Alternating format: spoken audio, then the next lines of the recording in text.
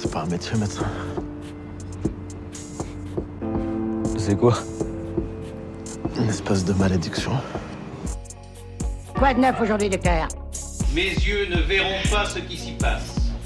Ma langue taira les secrets qui me seront confiés. Voix de médecin, le podcast de témoignages de What's Up Doc qui vous emmène dans l'intimité de l'exercice médical. Pour moi, la médecine, au final, c'était aussi pouvoir venir en aide à ce type de population. Et il y a effectivement, oui, cette notion d'engagement au service de la population, des plus démunis, de pouvoir leur apporter les soins qu'ils ne trouveraient peut-être pas forcément ailleurs. Élodie Malvezin est médecin généraliste depuis 13 ans dans le groupe d'œuvre sociale de Belleville, une association du 20e arrondissement de Paris. Elle exerce en centre de santé à la PMI, à l'IME et dirige le centre de santé sexuelle de l'association. C'est là que nous l'avons rencontrée entre deux consultations pour parler d'accès aux soins pour tous, d'engagement et de la relation médecin-patient. Bonjour, enchantée. Merci beaucoup de me recevoir. J'ai voulu devenir médecin, je pense que c'était pendant mes études de médecine, puisque voilà, chez moi c'était pas forcément une vocation comme certains qui veulent être médecins depuis qu'ils sont tout petits. Moi j'avais plein d'idées et lorsqu'il a été question de choisir une fac, je voulais plutôt faire de la recherche médicale, de la génétique tout particulièrement. J'avais le choix de faire une fac de bio ou une fac de médecine. Je me suis plutôt orientée sur une fac de médecine parce que j'avais envie d'être plus rapidement dans le domaine médical en tout cas. Finalement, au décours des stages et des cours à la fac, la médecine clinique m'a intéressée finalement plus que la recherche. Dès la deuxième année, on fait un stage infirmier à l'hôpital d'1 mois pour découvrir le milieu hospitalier. Moi, je l'avais fait en psychiatrie parce que je crois que c'était quand même un domaine qui me plaisait et je pense qu'à ce moment-là, déjà, voilà, la médecine clinique m'a intéressée. Probablement pour aider des patients, pour aider des gens qui vont pas bien, prendre soin d'eux et faire en sorte qu'ils aillent mieux. Je me souviens pas de mon premier examen. Par contre, mon premier stage d'externe, donc en 3e année, c'était en service de dermatologie à l'hôpital Saint-Louis. Et je pense que ça m'a marqué. Je me souviens du passage dans les chambres et de voir ces patients qui allaient très mal dans un domaine en plus de prime abord qu'on imagine assez simple, puisque pour la plupart des gens, la dermato, c'est l'eczéma, l'acné, les mycoses, les verrues.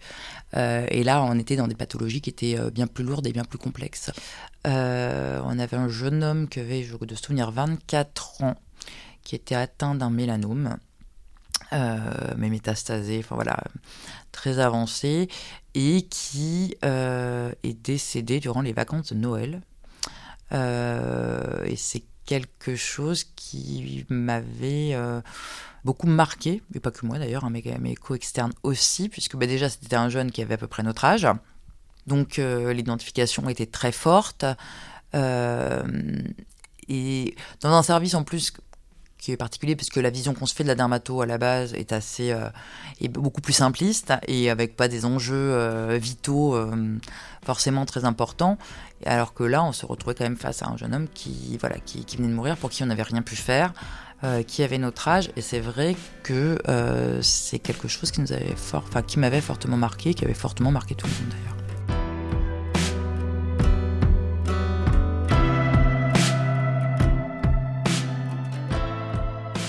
J'ai décidé de devenir généraliste très tard. J'ai le souvenir pendant longtemps de m'être dit que je ne ferais jamais généraliste, car il était hors de question que je soigne des rhumes toute ma vie. Donc c'était encore la vision probablement que j'avais de la médecine générale et de la médecine en général, où le but était quand même d'aller vers des pathologies complexes et pas sur de la bobologie, entre guillemets. À la fin de l'externat, je m'étais plutôt axée sur la pédiatrie. Il se trouve que quand j'ai passé les ECN, je n'avais pas le classement qui me permettait de pouvoir faire un internat de pédiatrie à Paris, et je souhaitais rester à Paris. Par ailleurs, je voyais bien qu'il y avait quand même d'autres domaines qui m'intéressaient aussi. Au moment du choix, j'étais en stage en pédiatrie à Robert Debré, en pédiatrie générale chez le professeur Bourillon, qui était un peu une institution dans notre fac. Et c'est lui qui m'a dit « Mais écoute, tu veux faire de la pédiatrie générale ?» écoute, fais de la médecine générale. Si la pédiatrie t'intéresse et que tu acceptes de te former, tu pourras faire autant de pédiatrie que tu veux, voire que de la pédiatrie. Et donc là-dessus, j'ai choisi médecine générale en me disant en plus que voilà, si finalement je changeais d'avis et que d'autres disciplines m'intéressaient, ça m'ouvrait aussi les portes pour travailler dans d'autres domaines. Moi, j'ai fait mes études dans le quart nord-est parisien, donc on a été essentiellement confrontés à des populations, enfin pas que, mais des populations qui pouvaient être dans des situations assez précaires sur le plan psychosocial. Et c'est vrai que pour moi, la médecine, au final, c'était aussi pouvoir venir en aide à ce type de population. Et il y a effectivement, oui, cette notion d'engagement au service de la population, des plus démunis, de pouvoir leur apporter les soins qu'ils ne trouveraient peut-être pas forcément ailleurs. Je pense que ce qui m'a le plus aidé dans ma pratique médicale et à ce qui a fait que...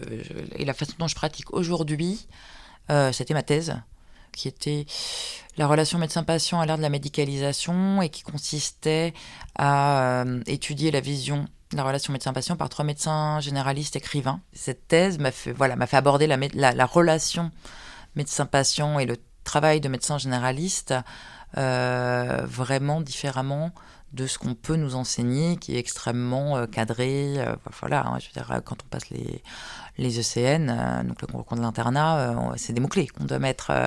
Et en fait, un patient n'est pas que des mots-clés. Voilà, c'est un être humain derrière. Et ça, cette thèse m'a beaucoup apporté. Je pense que c'est ce qui m'a vraiment fait, pas évoluer, parce que c'était au début, mais en tout cas, ce qui a pu me projeter dans mon exercice aujourd'hui de façon différente. Bonjour. Alors, qu'est-ce qui vous amène ? Je m'intéresse pour la planification familiale, mais je veux pas quelque chose de très hormonal. D'accord. Et je pense que c'est la pilule contraceptive, mais je sais pas s'il y a autre chose. Et là, vous avez des rapports ? Vous avez un copain ? Rapport. Des rapports sexuels ? Et rapport. Est-ce que vous faites l'amour avec un copain ? Ok, oui. Oui. Et vous avez fait des tests de dépistage avant d'avoir des rapports non protégés ? Pour lui, je connais les examens, mais je peux pas faire les examens ici. Et si vous pouvez, hein. Nous on peut vous les prescrire et les prendre en charge. Oui. Ah oui, si je peux faire, je préfère. Ça peut être bien effectivement que vous les fassiez tous les deux avant d'arrêter complètement les préservatifs, effectivement. On va juste vous prendre l'attention et vous peser, d'accord ? Et puis après, on va vous faire les prescriptions. Quand j'ai commencé à exercer, où j'avais une patiente chez qui j'avais découvert un diabète. Alors c'est vrai que c'est une patiente qui était en très mauvais état général, mais qui vivait, qui travaillait. Je l'ai envoyée à l'hôpital pour la prise en charge de son diabète. Elle est ressortie avec de l'insuline. L'insuline, c'est quand même quelque chose qui peut être compliqué pour les patients à aborder au début, en tout cas. Je lui ai demandé de venir me voir régulièrement pour essayer d'adapter son schéma d'insuline. Et cette patiente n'est pas revenue. Et donc j'ai appris une quinzaine de jours après qu'elle était décédée. Je pense qu'elle est décédée des effets secondaires de l'insuline, parce que probablement mal gérée.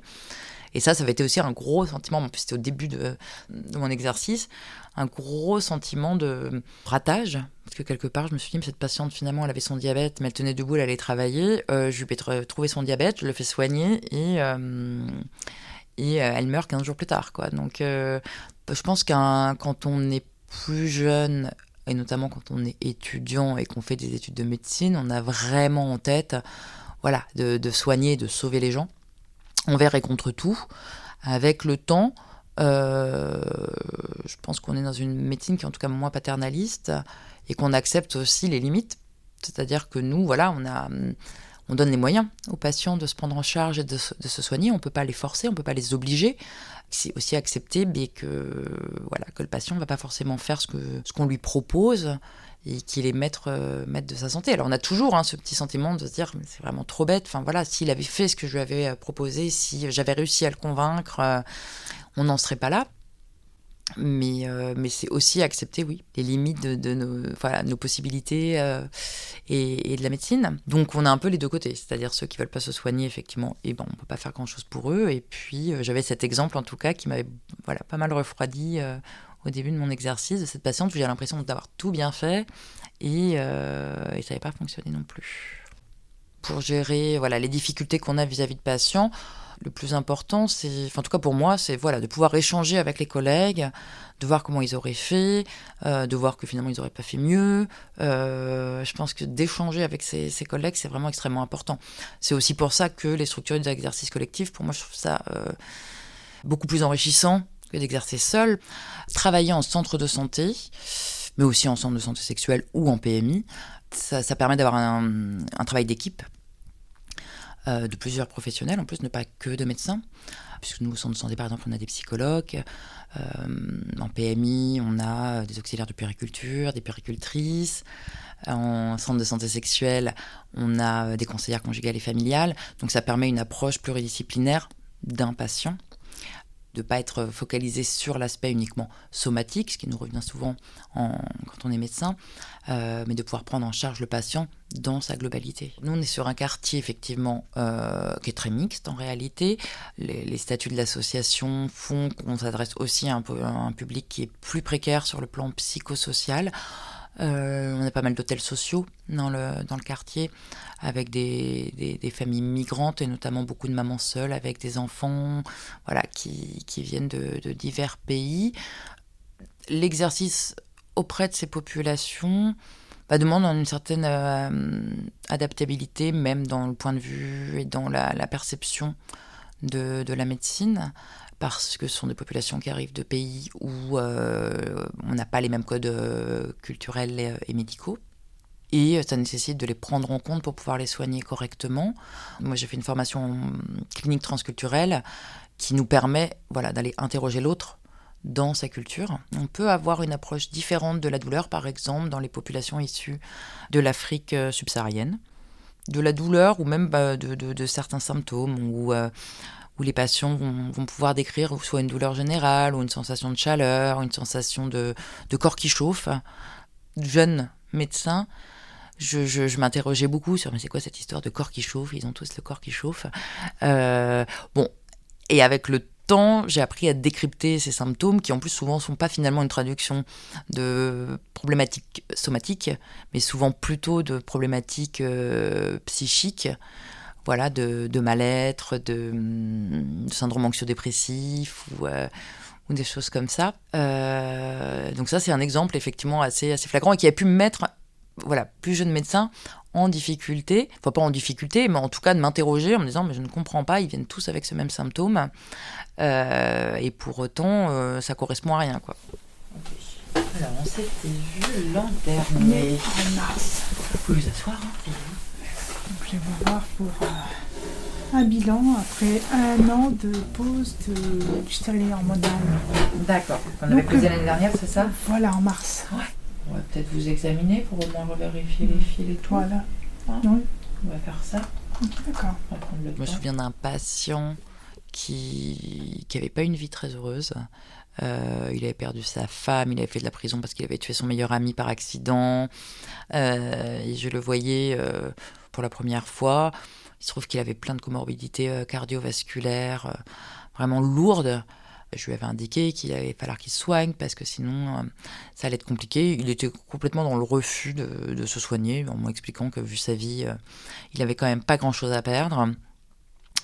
Je lui avais fait un petit peu peur en lui disant, je lui avais expliqué que de toute façon, c'était pas, il faisait ce qu'il voulait, effectivement, que c'était pas ma vie, que c'était la sienne, mais que s'il continuait comme ça, effectivement, il risquait de réduire son espérance de vie.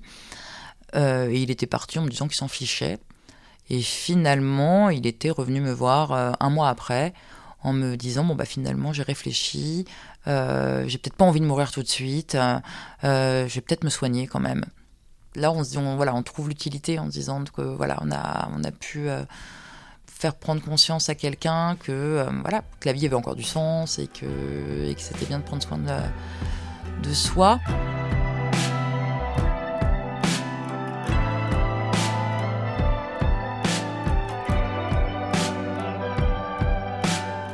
Je n'ai jamais eu envie d'arrêter. Être médecin généraliste, ça nous ouvre quand même beaucoup de portes. Et ça permet de se dire que si un jour, un type d'exercice finit par nous ennuyer ou qu'on ne se trouve plus bon ou plus motivé, on a la possibilité de faire tout autre chose. Et je pense que c'est l'avantage de la médecine générale, justement, c'est qu'avec la médecine générale, on peut tout faire. Pour pouvoir faire tout ça, pour pouvoir aussi, justement, ne pas finir blasé ou extrêmement routinier, c'est quand même très important d'essayer de maintenir une vie personnelle et d'autres activités à côté qui n'aient rien à voir avec la médecine, pour continuer à s'ouvrir l'esprit sur autre chose et ne pas être 24 heures sur 24 dedans. Après, je vous cache pas que ça peut être effectivement compliqué. Alors, je fais pas de la médecine à la maison, mais comme je suis aussi coordinatrice du centre de santé et responsable du centre de santé sexuelle, je ramène parfois des petits dossiers à la maison parce que quand on a un appel à projet à faire, un rapport d'activité, des données statistiques à rapporter, on n'a pas toujours le temps de le faire dans la journée. Mais je trouve, j'essaye d'avoir d'autres activités à côté parce que il y a que comme ça qu'on peut se sortir un peu du milieu médical pour le voir avec un œil un peu plus neuf le lundi matin par exemple. Alors à la jeune médecin que j'étais, je pense que je dirais la même chose qu'à mes étudiants, à savoir que la médecine générale c'est quand même vachement bien, que ça permet encore une fois d'exercer de multiples façons, que si on accepte de se former, on pourra toujours faire des choses nouvelles. C'est aussi une relation médecin-patient qui est particulière, contrairement à un exercice spécialisé à l'hôpital où les entretiens sont beaucoup plus anecdotiques. C'est un exercice qui est en constant renouvellement. La médecine générale, ça ouvre un champ des possibles qui est assez infini.